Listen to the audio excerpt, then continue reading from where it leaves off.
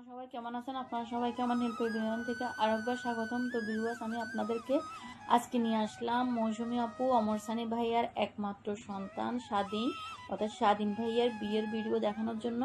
তো চলুন ভিউয়ার্স, আমরা দেখি স্বাধীন ভাইয়ার বিয়েতে মৌসুমী আপু, অমর সানি ভাইয়া, ফাইজে আপু সবাই মিলে কেমন আনন্দ করলো, আমরা সবাই দেখি। চলুন।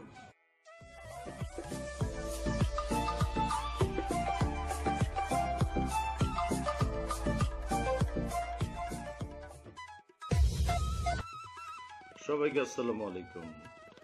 নিরাপদে আছেন, নিরাপদে থাকবেন। স্বাধীনতার 50 বছর হয়ে গেল কয়েকদিন আগে 26 তারিখে। আমাদের খুব ইচ্ছে ছিল ফারদিনের বিয়ে 26 তারিখেই হবে এবং আল্লাহ পাক সেটা কবুল করেছেন। সাদিয়া রহমান আয়েশার সাথে আমার ছেলের বিয়ে হয়েছে। অনুষ্ঠান হওয়ার কথা ছিল 9 তারিখে, কিন্তু আমার বিয়ের অসুস্থতার কারণে সেটা পিছিয়ে গেছে ঈদের পরে। আল্লাহর কাছে শুকরিয়া, যেরকম একটা ভালো মনের অধিকারিণী আমার ঘরে বউ হয়ে আসছে। আপনারা সবাই ফারদিন এবং আশার জন্য দোয়া করবেন, আমার পরিবারের জন্য দোয়া করবেন। গর্বিত যে 50 বছর উপলক্ষে আমার পরিবারকে আল্লাহ একটি ইতিহাসের সাক্ষী হওয়ার জন্য তৌফিক দান করেছেন। ভালো থাকুন সবাই। আসসালামু আলাইকুম। আত্মিক একটা কানেকশন ছিল আপনাদের, বাট সেটা সোহান ভাই ওকে বকা দেওয়ার পরেও আটকে রাখতে পারেনি, ও ঠিকই চলে আসছে। আমি এবার এটা লুকায় রাখছি, সোহান ভাই জানলে বকা খাবে, ও ঠিকই লুকায় রাখছি বিষয়টা, যে না না এটা জানতে দেওয়া যাবে না। তো এরকম আর কি রিলেশনটাকে আসলে এটাও এক ধরনের, আমি বলি হ্যাঁ ডিফাইন করা খুব মুশকিল। এটা বাট একটা আত্মিক একটা মানে আপনার কোনো সমস্যা ভালো হলে আমার ভালো লাগতো, খারাপ হলে আমার ভালো লাগতো না, সোজা কথা। আমার ফিলিংসটা যেটা আমি পিছিয়ে আর কি। এবারে সেই দিকে যেমন ওর যেদিন বিয়ে হয় সেদিন কিন্তু আমি ওখানে ছিলাম না, কিন্তু বারবারই কিন্তু ও চাচ্ছিল যে আমি খালি ভয়ে আসি রে, সোহান ভাইয়ের ভয়ে ছবিতে আমি থাকতে পারিনি। হ্যাঁ, কিন্তু বারবার চাচ্ছিল সাক্ষীতে আমি থাকি, সাইন করি। বাট আমাকে আমি হয়তো ওই গেটের কাছে দাঁড়ানো, এখানে বিয়ে হচ্ছে না, তখন আমার মানে এত ভয় কাজ করতেছে। আমি একবার বলতেছিলাম যে তুমি এখনই করো না, সোহান ভাই যদি জানে তোমার পিতে ফেলবে, কারণ সামনে ছবি রিলিজ আমাদের। আমার এরকম তো চিন্তা ছিলই না, কারণ হচ্ছে আমি চাইতামই হচ্ছে যে ও ঠিক আছে, ও লাভ করে স্বামীরাকে। বাট আমি চাইতাম যে সোহান ভাই যেহেতু আমাদেরকে আগেই বলে দিছে কোনো বিয়ে শাদী প্রেম এসবের মধ্যে যাইতে পারবো না আগামী 5 বছর, মুক্তির আগে কি আগামী 5 বছর, সেইখানে ও বিয়ে করে ফেলতেছে এবং ওই জায়গায় আমি উপস্থিত। তার মানে বুঝে কত বড় আসামি আমি তো এখানে মনে করেন ভয়ে কাঁপতে কাঁপতে শেষ অবস্থা। তো যাই হোক, হচ্ছিল, নাও করতে পারছিলাম, কারণ ফ্রেন্ডের ফিলিংস ওটা তার আমি বাধা দিতে পারবো না, বাধা দিতেও চাইনি আমি। কিন্তু আবার এটাও চাচ্ছিলাম না যে বিপদে পড়ুক। তোর অনেক সাহস ছিল, ও ঠিকই বিয়ে করে ফেলতে। Thank you so much. আচ্ছা, দোলা ছবি থেকে আপনাদের একসাথে কাজ করা, এই দোলা থেকে মনে দোল দোল দোল ব্যাপারটা কখন হলো? অ্যাকচুয়ালি দোলা থেকে হয়নি, আমরা দোলা থেকে মাত্র শুরু করেছি, তখন আমাদের একটু ভালো ফ্রেন্ডশিপ হচ্ছিল কি হচ্ছে না, কারণ তোমার ভাইয়াকে তো তুমি জানোই, এরকম হামকি ধামকি করলে আমার বেশি জানি না, হামকি ধামকি করে না, আমার খুব বিরক্ত লাগতো। তো এই জন্য আমাদের না ফ্রেন্ডশিপ হচ্ছিলই না, মানে কোনোভাবেই হচ্ছিল না, ঠিক বরং দূরত্ব হয়ে যাচ্ছিল। আচ্ছা, পরে ও যখন সিক হয়ে যায় ইসে, তাই না, আত্মহংকারের পরে একটা ছবিতে কাজ করতে যে ও সিক হয়ে যায়, তখন ও 3 মাস ছিল না। আচ্ছা, কাজ করতে পারেনি, তখন অনেক মিস করেছি, অনেক। আর ও খুব মিস করেছে, যাকে আপনার সহ্য হচ্ছে না তাকে আপনি মিস করছেন। তাকেই মিস করেছি। মানে আমার এত হিরোর সাথেই কাজ করতাম, কিন্তু ওকে মিস করতাম খুব খুব, মানে সবসময় মানে ভয়ে থাকতাম এই বুঝি কোনো একটা খারাপ নিউজ আসে, কারণ খুব সিরিয়াস ছিল, অপারেশনটাও হয়েছিল, অপারেশনের পর সুস্থই হচ্ছিল না।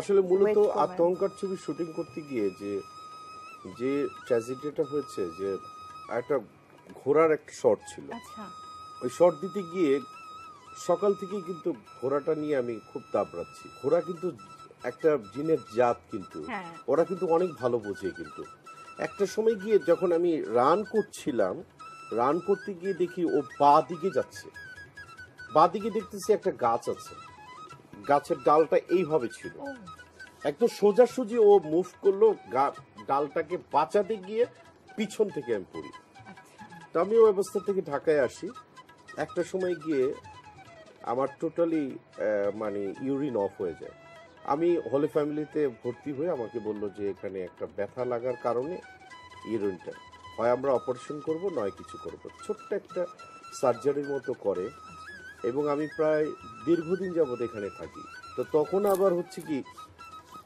ক্ষুধা ছবি রিলিজ হবে ঈদে অলমোস্ট 3 মান্থ বাকি তো ওই ছবির আউটডোরে ও আবার তখন ছবি সিবি সাদিক স্যারের কাজ করতে যাচ্ছে অন্তরে সালমানের সাথে ও কাজ করতে যাচ্ছে ও কাজ করছে ও ওখান থেকে কক্সবাজারে ইন করবে সে আউটডোরটা ক্যান্সেল হলো আমি যেতেই পারিনি আমার ওয়েট একদম কমে গিয়ে একদম 12 কেজি লেস হয়ে গেল এমনি তো তখন একটু লেন্থি ছিল এমনি স্লিম ছিল তারপর আরো 12 কেজি কমে যাওয়া মানে আরো শুকনো হয়ে গেল আপু যেরকম বললেন যে আপনি 3 মাস এই অসুস্থতার কারণে শুটিং এ জয়েন করতে পারেনি 3 মাস আপনার সব ছবিগুলো একদম পিছিয়ে গেল ওই সময় মৌসুমী আপুর মনে মনে একটু আপনার জন্য মায়া আসলো আপনাকে সে দেখতে গিয়েছিলেন খালি হাতে গিয়েছিলেন নাকি ফল ফ্রুট নিয়ে গিয়েছিলেন ফল ফ্রুটস নিয়ে গিয়েছিলাম আবার ওই পছন্দ করতো আইসক্রিম তারপরে আইসক্রিমও নিয়ে চকলেট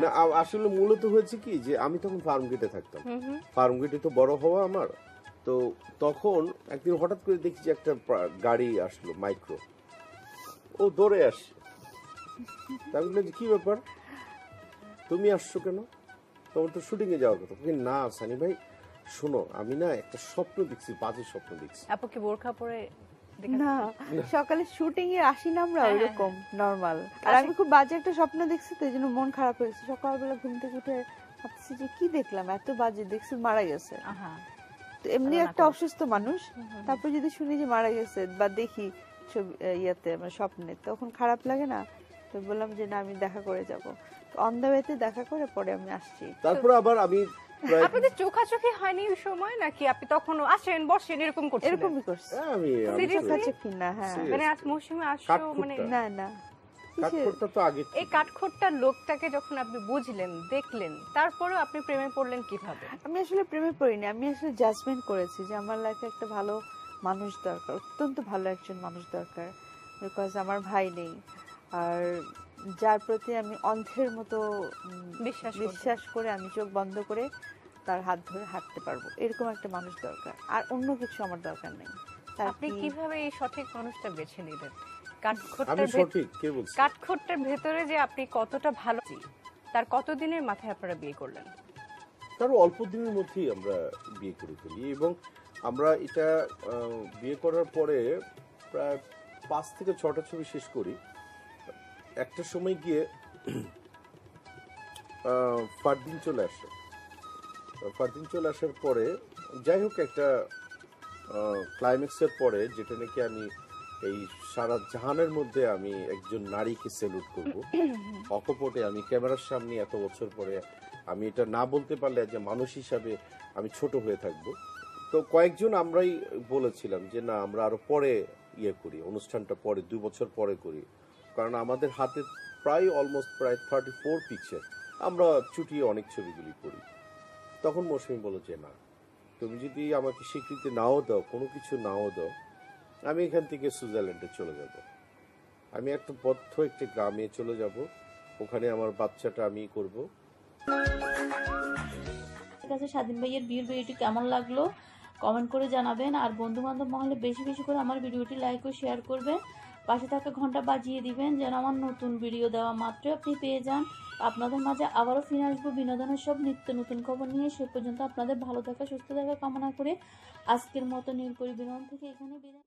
আমাদের ভিডিওটি ভালো লাগলে লাইক কমেন্ট করে আপনার মতামত দিন সাথে থাকার জন্য সাবস্ক্রাইব করুন এবং বেল বাটনটিতে ক্লিক করুন।